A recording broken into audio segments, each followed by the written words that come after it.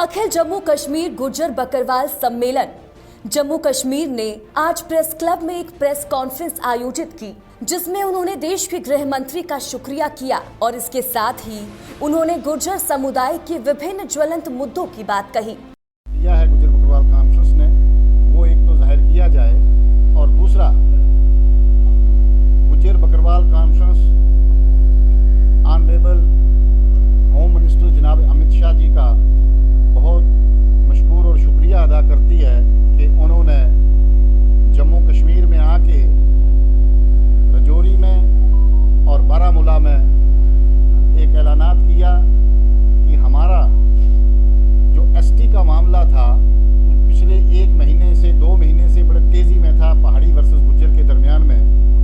तो उन्होंने जो आश्वासन दिया और जो उन्होंने भरोसा दिया है, गुर्जर बकरवाल जम्मू कश्मीर में तीसरा बड़ा तबका जो है वो गुर्जर बकरवाल है और उस तीसरे तबके को मद्देनज़र रखते हुए उन्होंने जो यकीन दिलाया है हमारी कम्युनिटी को, उसके लिए हम बड़े मशकूर हैं और शुक्रगुजार हैं। और साथ में ये उम्मीद रखते हैं कि साहब इतने बड़े तबके के साथ जो उन्होंने बात कही है उस पर सही उतरेंगे और हमारा जो 10% कोटा है उसके साथ कोई छेड़छाड़ नहीं की जाएगी।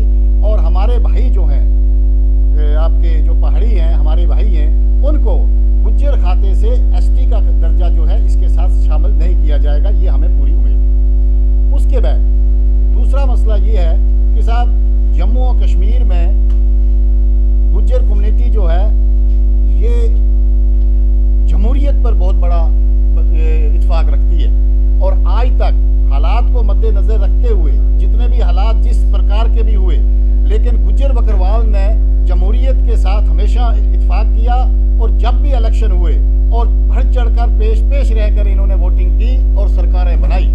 और इसीलिए गुर्जर बकरवाल कॉन्फ्रेंस इलेक्शन से पहले ये डिमांड करती है कि जम्मू और कश्मीर में स्टेटहुड का दर्जा दिया जाए, स्टेट बहाल की जाए और फिर उसके बाद इलेक्शन करवाया जाए, क्योंकि जम्मू कश्मीर के अंदर सबसे वोट कास्ट जो करते हैं वो गुर्जर बकरवाल करते हैं और जमहूरियत पर इत्फाक रखते हैं।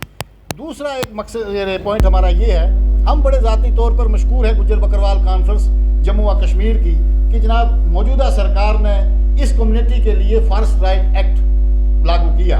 लेकिन बदकिस्मती की बात यह है कि जहाँ पे इन्होंने फॉरेस्ट राइट एक्ट लागू किया वहीं साथ साथ में इस कम्युनिटी को बड़ी नाराज़गी और मायूसी के सिवा कुछ नहीं मिलता है, क्योंकि ग्रास रूट पर जब हम देखते हैं, चाहे वो डिस्ट्रिक्ट का कन्वीनियर हो इनका, चाहे वो स्टेट लेवल के इनके अहदेदार हैं, क्या कहते हैं सरकारी जो मुलाजम हैं, वो ग्रास रूट पर इस कम्युनिटी के लिए कोई कुछ नहीं कर रहा है। और आपका ये जो फॉरेस्ट राइट एक्ट है ये सिर्फ कागजों तक महदूद है, ग्रास रूट पर जो है इसकी कोई कार्रवाई पूरे जम्मू और कश्मीर में अभी तक जो है मेरे हिसाब से और हमारे हिसाब से 0% है, कोई इसका नहीं हुआ है।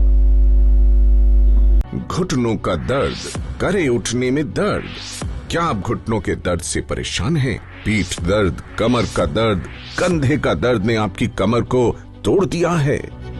दर्द का अंत तुरंत, घुटना, कंधा, कमर के दर्द से पाएं राहत। सुल्तान नाइट का ऑर्थो केयर किट मांसपेशियों में गर्माहट पैदा करती हैं, जिससे टूटी कोशिकाएं दोबारा से जुड़ जाती हैं और डैमेज हुई नसें फिर से पूरी तरह सक्रिय हो जाती हैं।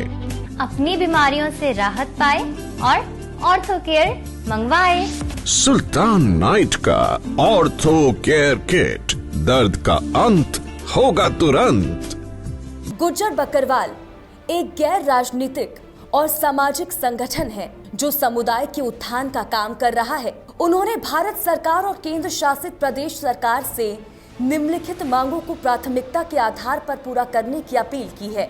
चुनाव से पहले राज्य का दर्जा बहाल किया जाना चाहिए और लोकतांत्रिक संस्थाओं के हित में राजनीतिक प्रक्रिया जल्द से जल्द शुरू की जानी चाहिए।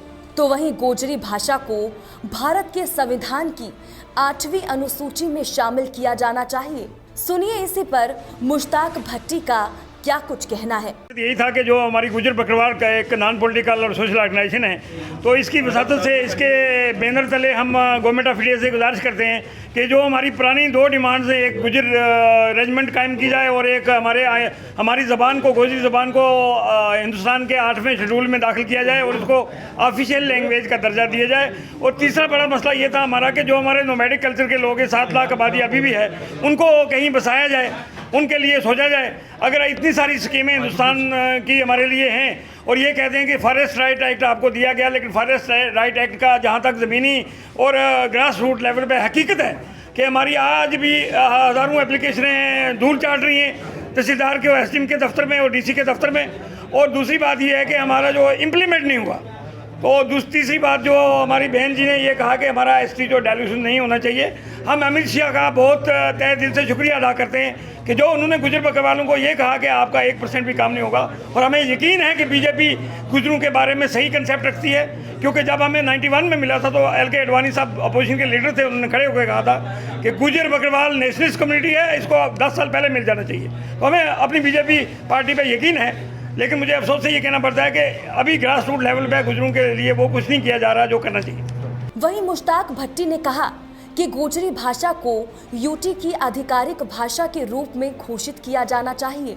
फॉरेस्ट अधिकार अधिनियम को जमीनी स्तर पर लागू किया जाना चाहिए। कुछ नोडल अधिकारी को तुरंत नियुक्त किया जाना चाहिए और गुज्जर बकरवाल को स्वामित्व अधिकार प्रदान होना चाहिए। अनुसूचित जनजाति वर्ग के बैकलॉग रिक्तियों को 3 महीने के भीतर पूरा किया जाना चाहिए ताकि वंचितों को उनका उचित अधिकार मिल सके। अपनी मांगों में उन्होंने कहा कि समुदाय को दी गई एसटी श्रेणी में कोई कमी नहीं होनी चाहिए। किसी भी कुलीन वर्ग को एसटी श्रेणी में शामिल नहीं किया जाना चाहिए। पत्रकार वार्ता में डीजी शर्मा आयोग की रिपोर्ट पूरी तरह से पक्षपाती है और इसे खारिज किया जाना चाहिए।